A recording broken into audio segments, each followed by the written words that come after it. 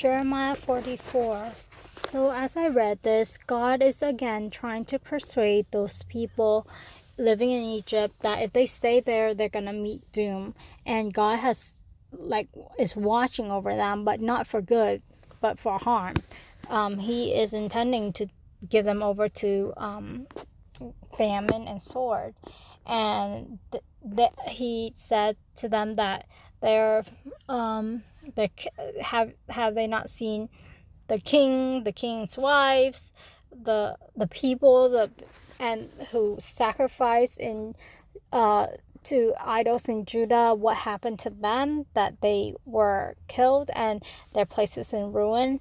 And these people, they're like, what you said to about us offering sacrifices to idol, that we will continue to do, because when we did that, we saw blessings, and when we didn't do that, then we saw famine and stuff. And so they did not attribute that as the work of God, but that because they didn't offer sacrifices to the queen of heaven or something like that, pouring out drink, the queen of heaven. So when they didn't do that, then they saw hardship, and they attributed that the hardship came from them not fulfilling their vows to worship the queen of heaven, rather than it was a judgment from God.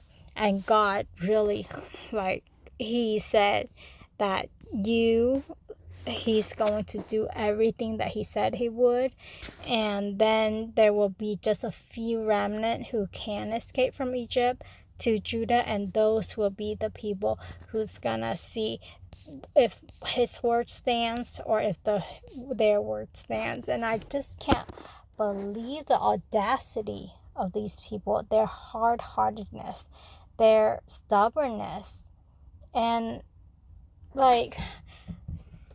I don't understand why they have God all this time, and yet they don't learn about who he is, and they don't trust him. They seem to trust the queen of heaven more than they trust him. And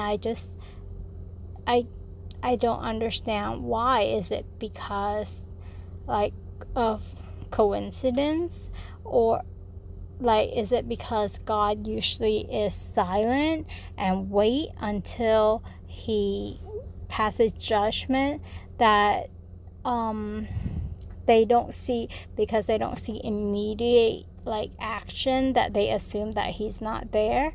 I don't know what it is that they were assuming about God that makes them trust the queen of heaven more than the word of God, the God that led their father out of Egypt, the God that is recorded in their history book, the God that they as a Jewish nation know he's their God.